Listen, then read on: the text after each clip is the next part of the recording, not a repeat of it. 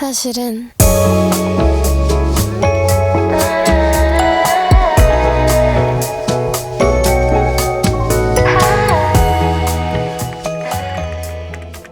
Hello everybody, welcome back to another travel vlog.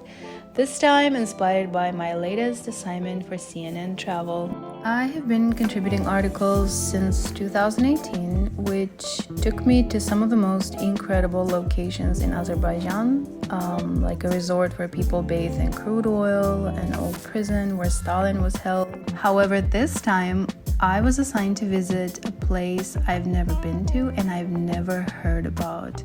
It's former salt mines that currently function as health resort treating respiratory diseases. Not gonna lie, my claustrophobia was triggered a bit, but this place is located in Nakhchivan, which has been on my bucket list for quite a while now.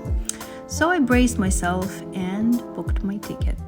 All domestic flights are operated from the old airport, which is conveniently located next door to the new one. I think the last time I was in the old airport was, over a decade ago when I was leaving for the US as an exchange student for the first time. Gotta say, nothing really changed here. A bit of background info. Nakhchivan is an exclave of Azerbaijan located about 400 kilometers away from Baku, and currently the only way to get there is by air, and it takes about 50 minutes depending on which route they choose due to weather. And just like that, we have landed in Nakhchivan. The hotel was indeed very close. My god, did it look fancy. Upon entering though, immediately something felt so different and a lot more terrifying. I kid you not, it looked like Stephen King's Shining. And I was just so glad that I wasn't traveling alone this time. I think this is the shortest amount of time I was ever given to write an article on location. I think I had like 2 days to do it. But anyway, that was tight, but I did it. One significant difference from Baku, it was so quiet there. It was almost eerie. So I was told that I needed about 7 to 10 days to fully explore the area, and I made a plan for May. The time locals say Nakhchivan is the prettiest and also pleasant temperature-wise. So the salt mines are located 12 kilometers, roughly 7 miles away from the center and the hotel. So it really didn't take that much time to get there. I had no idea, but such salt caves exist all over the world, in Ukraine, Hungary, Poland, Turkey, Germany, Switzerland, and are actually widely used by asthma patients as an alternative treatment. What sets the Duzdag cave apart is its horizontal location, which allows patients to gradually adapt to the conditions in the cave as they walk towards their rooms.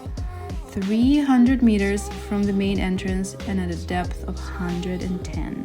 As I was low-key calculating how long it would take me to run back to the entrance, we parked by the neat wooden building, which, in retrospect, in no way matches the mysterious aura of the sparkling walls inside the tunnel. Alright, honestly, even before entering the caves, you feel a very distinct smell of Duzdag salt.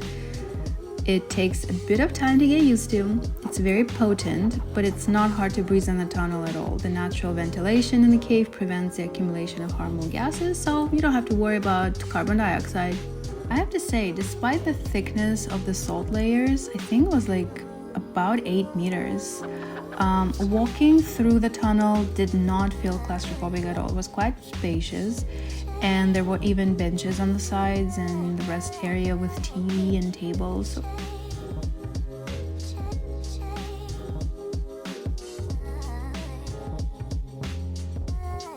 At the end of the tunnel, as funny as it sounds, there are 2 sections with beds, which were unfortunately closed for the season, but that's where patients sleep when they stay during the night. Another interesting point about the cave is that internal conditions stay constant all year round. The humidity, the temperature all stay the same. So at the time of my visit, the temperature outside was about 3 degrees Celsius or 37 degrees Fahrenheit. The temperature inside the caves is always 18 to 20 degrees Celsius or 64-68 Fahrenheit all year round, which makes the stay in the caves pleasant in every season. I was visiting off season, so there were hardly any people in the complex, but in summer, this place is quite busy, placing both adults and children for 20 to 23 sessions. The sessions during the day are spent in the tunnels where patients can walk along the tunnels, sit on benches, read, hopefully with better lighting. I think this is like the narrowest part. I can reach it. And that's where I feel the most claustrophobic. But it's not always like this. It's just like a little bit of a cave that is like this.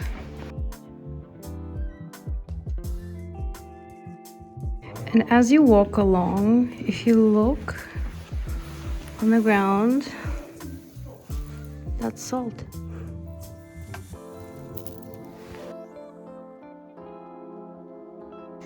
And then if you're tired, you can stop by in this little area or coffee break or tea break and still get all the treatment with salt because it's all around you.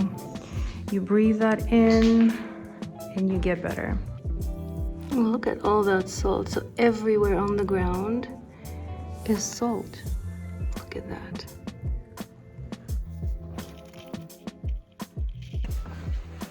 I think it's one of the most incredible places I've ever been to in Azerbaijan.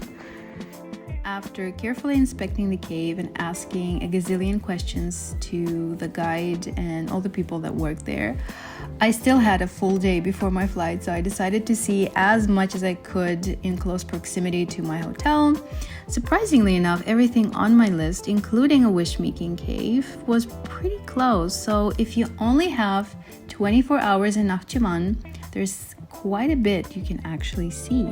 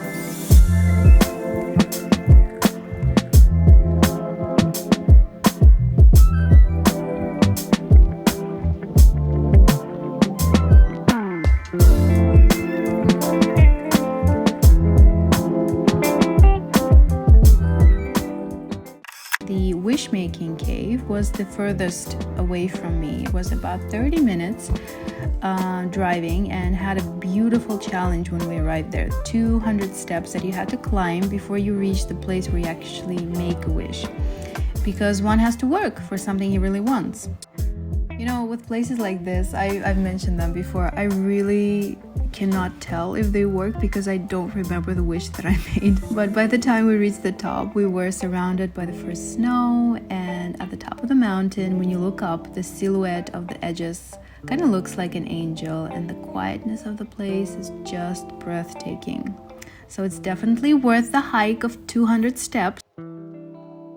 On my way back to the airport, I was just thinking how special Nakhchivan really is, blessed with places like Duzda that naturally heals the body, and Esabi calf that heals and nourishes the spirit and the soul. So it is truly a special place, definitely worth the hike, definitely worth the visit. So if you are in Nakhchivan and if you really do have a limited amount of time to spend here, definitely put that on your list because it really is worth it.